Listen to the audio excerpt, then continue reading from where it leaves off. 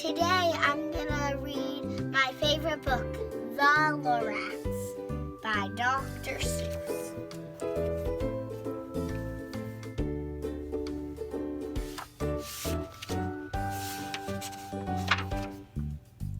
At the far end of town, where the grickle grass grows, and the wind smells slow and sour when it blows, and no birds ever sing, excepting old crows, is the street of the lifted Lorax. And deep in the grickle grass, some people say, if you look deep enough, you can still see today where the Lorax once stood, just as long as it could, before somebody lifted the Lorax away. What was the Lorax, and why was it there? And why was it lifted and taken somewhere from the far end of town where the grickle grass grows? The old Onceler still lives here. Ask him, he knows. You won't see the Onceler. Don't knock on his door. He stays in his lurin on top of his store. He lurks in his lurgan, cold under the roof, where he makes his own clothing out of mothered moof. And the special dang midnights in August, he peeks out of his shutters, and sometimes he speaks and tells how the Lorax was lifted away. He'll tell you perhaps if you're willing to pay.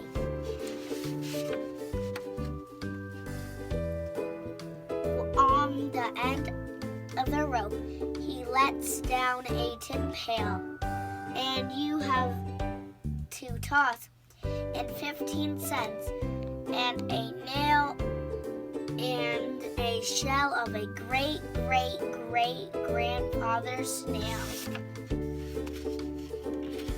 Then he pulls up the pail, makes a most careful count to see if you've paid him the proper amount. Then he hides what you paid him away in a snub, his secret strange hole in his Gliffity's glove.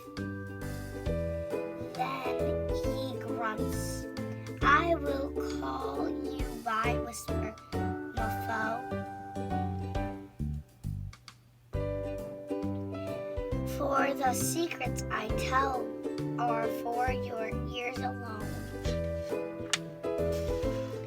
Slup down slups, and whisper Muffo to your ear, and the old Onceler's whispers are not very clear, since they have to come down through a snare-go hose, and he sounds as if he had smallish bees up his nose.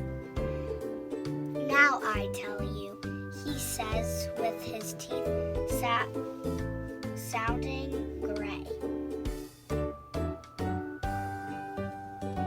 how the Lorax got lifted and taken away.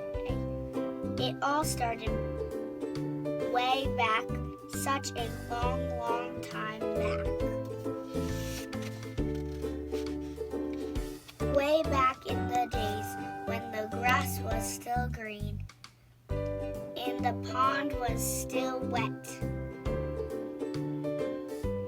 and the clouds were still clean and the song of the swimmy swans rang out in space.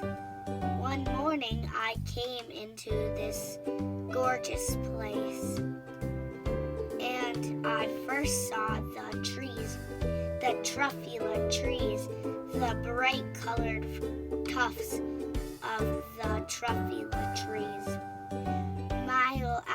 mile in the fresh morning breeze. And under the trees I saw brown barbaloots frisking about in their barbaloots suits as they played in the shade and ate truffula fruits. From the ripis pond came the comfortable sound of the humming fish humming while splashing around. But those truffula trees, all my life I've been searching for trees such as these. The touch of, but those truffula trees, all my life I've been searching for trees such as these.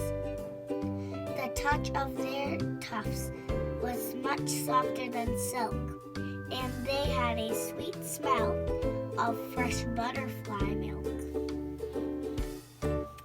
I felt a great leaping of joy, in my heart.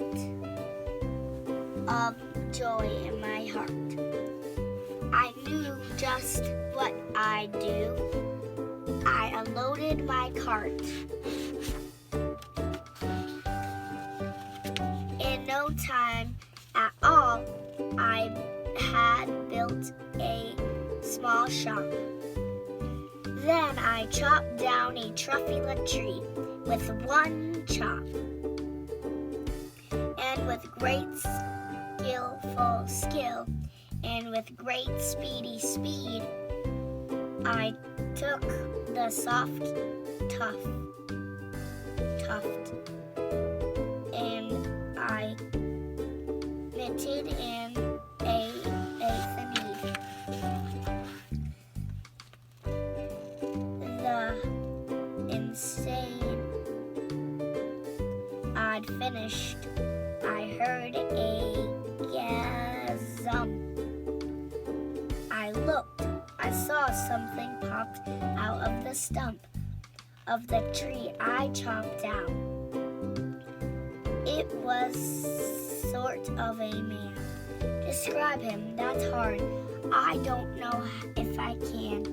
He was shortish and oldish and mossy, and he spoke with a voice that was sharp-ish and bossy.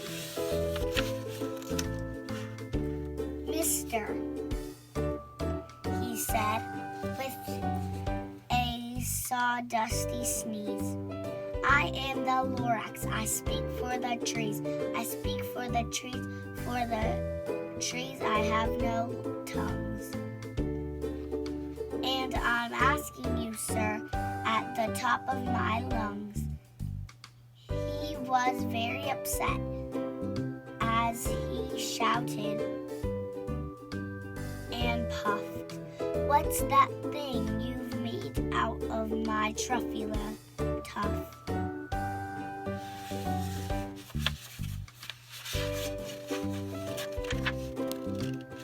Look, Lorax, I said, there's no cause of alarm. I chopped just one tree. I am doing no harm. I'm being quite useful. This thing is a thneed.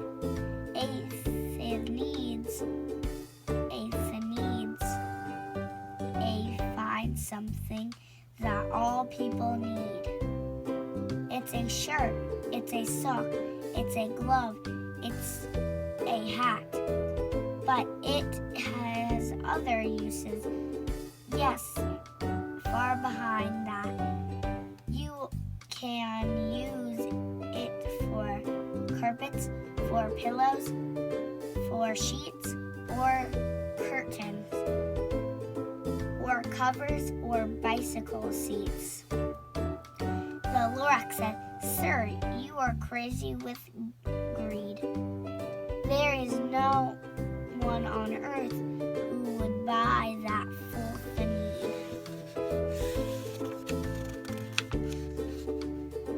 But the very next minute, I proved he was wrong. For just at the minute, chap came along. And he thought that the need I had knitted was great.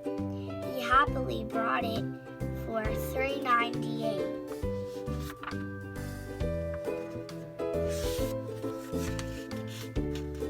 "I repeat," cried the Lorax, "I speak for the trees.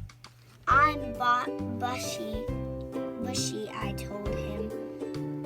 "Shut up, if you please." I rushed across the room, and in no time at all, built a radio phone. I put in a quick call. I called all my brothers and uncles and aunts, and I said, "Listen here. Here's a wonderful chance for the whole Onceler family to get mighty rich. Get over here fast. Take the road to North Nitch. Turn left to Weehawken. Sharp right at South Stitch."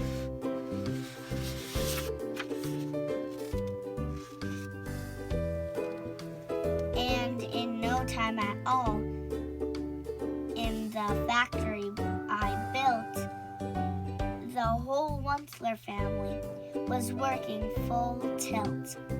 We were all knitting the needs, just as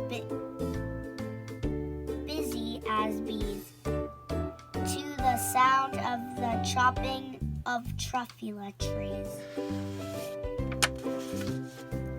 Then, oh baby, oh, how my